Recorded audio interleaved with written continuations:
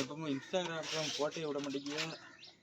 நான் எங்கே போட பிள்ளைகள் ஏதாவது போட்டபடியா நீங்கள் போட்டபடி நீங்கள் போட்டு அனுப்பிட்டாங்க. நாங்கள் தேடி இருக்கு முடியாது.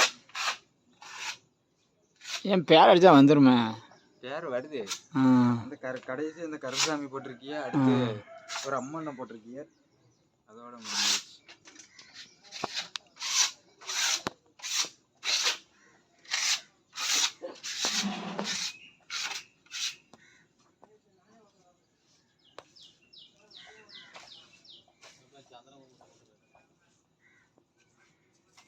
மாற்றி வச்சிருவாங்க.